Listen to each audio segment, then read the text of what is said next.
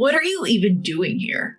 A male coworker spat those words at me. He seemed to be under a huge misunderstanding and was generally avoided by others in the office. But I tried to argue, but he cut me off. Yeah, save your excuses. You're just in the way, he dismissed me. He clearly didn't understand his position. Would he keep misunderstanding like this forever? My name is Amy. I'm a 35-year-old office worker. My father is the president of this company, having built up the company inherited from my grandfather. I work at his company, and although I'm based at the head office, we also have 3 subsidiaries. My father is a kind-hearted man, even going as far as to hire those struggling to find work. Those he hired this way often show gratitude by working hard and becoming valuable assets to the team. The reason we don't have extensive recruitment is because my father conducts interviews personally, one-on-one. After realizing that employees causing issues were often those he hadn't interviewed, he made it a point never to skip the president's interview, no matter how busy he got. Yet, even among these, there are people who misunderstand. One such person is Kevin, the son of a subsidiary president, and he is the worst. According to my father, he was previously employed elsewhere, but it seems his company went bankrupt and he lost his job. When the subsidiary president shared with my father that his son was struggling to find work, my father decided to interview him and ended up hiring him. At the time, they were short-staffed due to a recent resignation, and despite his interview performance, my father hired him due to the urgent need and the president's pleas. Then, complaints started emerging from that subsidiary, and word of these issues eventually reached me, who oversees talent development. Amy, have you heard? The president's son messed up another order. Hearing this, I finally brought the issue to my father. When I told him about the troubles Kevin was causing, my father asked me to go to the subsidiary and give him some guidance for a while. I hesitated, not expecting to be the one to go, but reluctantly agreed. And it was decided that I would be sent to the subsidiary. Starting from the next week, I began my stint at the subsidiary. So I'd heard rumors, but I met Kevin, the president's son of our subsidiary, for the first time. I was here primarily to guide him, but officially I was in charge of everyone's training. Kevin was the same age as me. Because he was the son of a subsidiary's president, he seemed to carry some weight in the company. He reportedly respected his elders but looked down on his younger seniors and those of his own age. From his perspective, I was a woman of his age. There was no chance he'd listen to my guidance. But I knew I had to find a way, and it was racking my brain. The president of the subsidiary had introduced me to everyone as an instructor from the main office. Kevin gave me a glance. He probably didn't even conceive that he was in a position to be guided. From then on, I tried to engage with Kevin as much as possible, aiming to gradually establish a conducive environment for guidance. But of course, it wasn't easy. He made it quite clear he didn't enjoy talking to me, and we could hardly have a proper conversation. After I continued to approach him, he mocked, "What? You're into me or something?"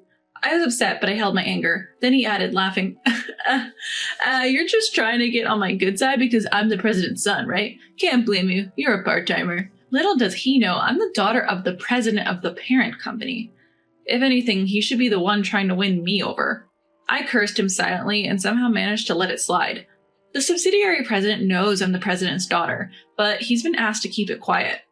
Fortunately, our last name is common, so nobody raises an eyebrow even though it's the same as the parent company president's. After that, Kevin continued to bug me. "Why are you here anyway? Don't bother with excuses. You're just a nuisance." Even though I explained why I was here, Kevin didn't seem to understand his position at all. The next day, I happened upon Kevin making an order. He wasn't following the established rules. When placing an order, please always get approval from your supervisor. I caught him before he hit the order button, so he clicked his tongue in response. "This is so simple. We don't need to get approved. But it's a rule to prevent mistakes." Our argument continued. Kevin wouldn't listen. But knowing he made several ordering mistakes, my tone naturally hardened. "Weren't there some errors with your orders recently? I was wondering why they kept happening, and now it seems clear." At my words, Kevin's mood soured visibly. I continued. "I'm here to help eliminate such small mistakes, so let's start making improvements right away.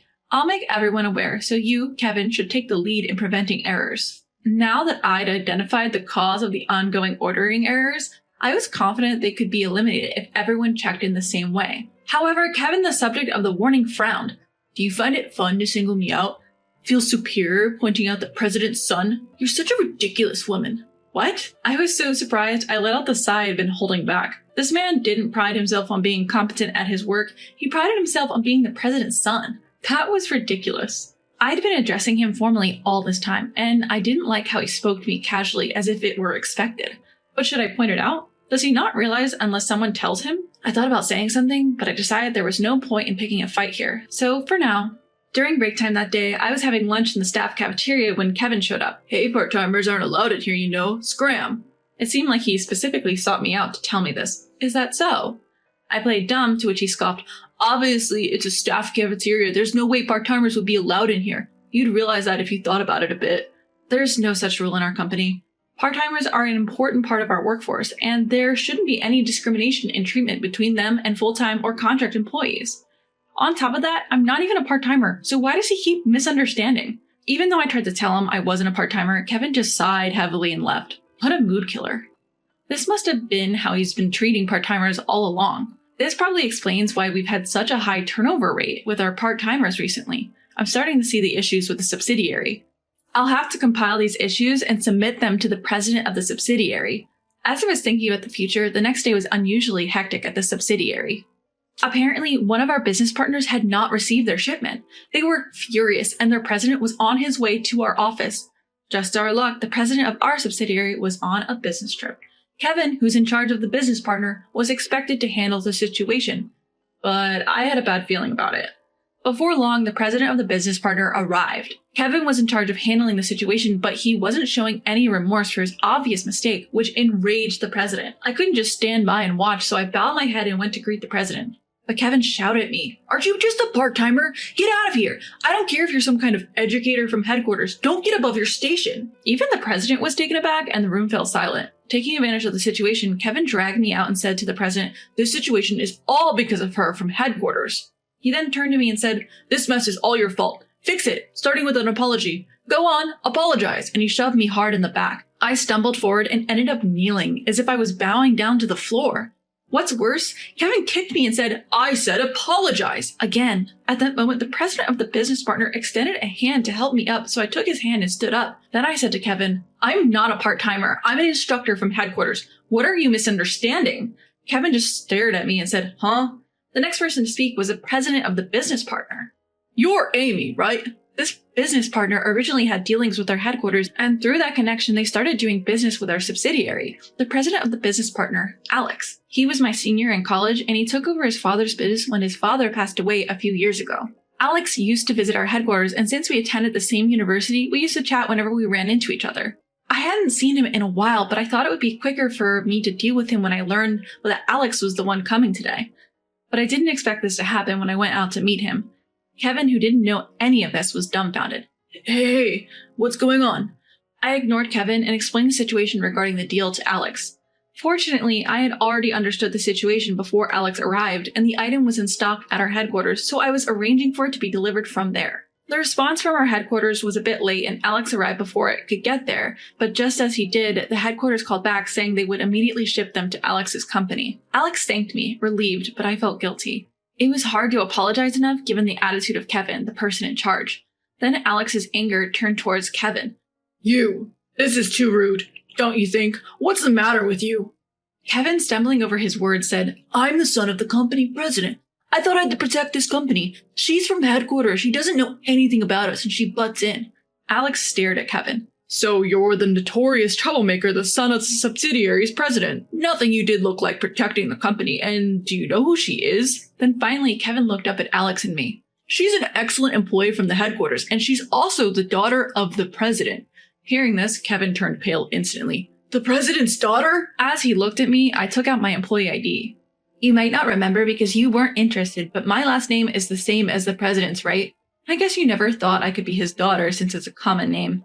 My current position isn't as the president's daughter, but as an instructor. I came here because there were complaints about your behavior."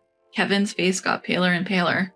"As expected, you were doing whatever you wanted, flaunting the fact that you're the son of the subsidiary president. You can't do the work and don't have the skills. You don't listen to your seniors or superiors.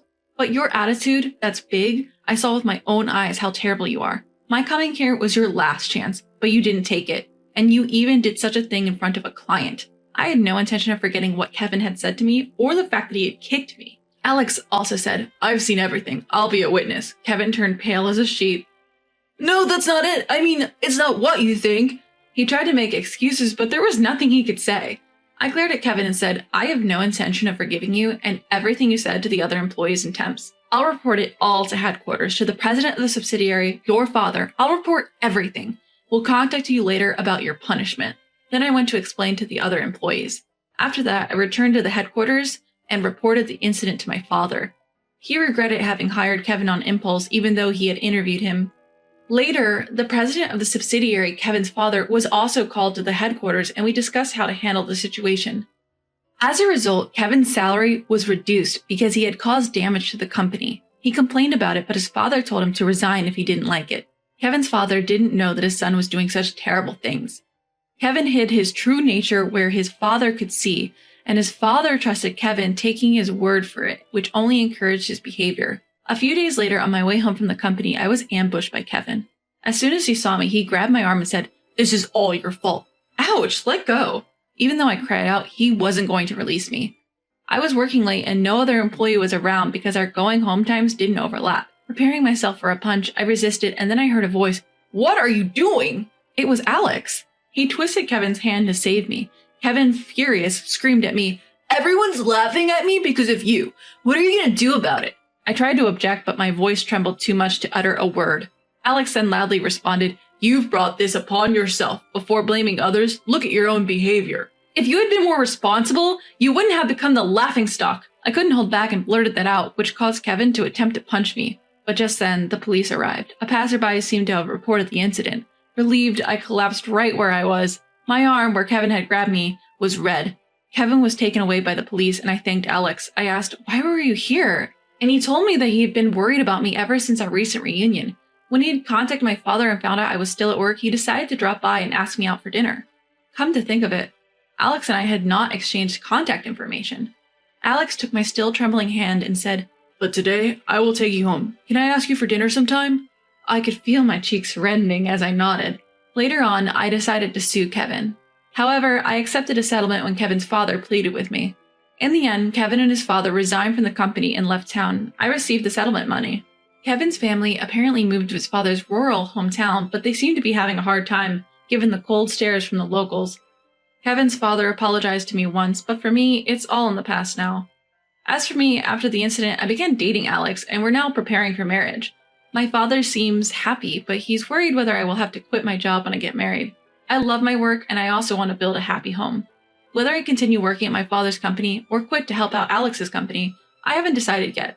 But whatever I choose, I believe I will be happy, because after all, I will be with the person I love.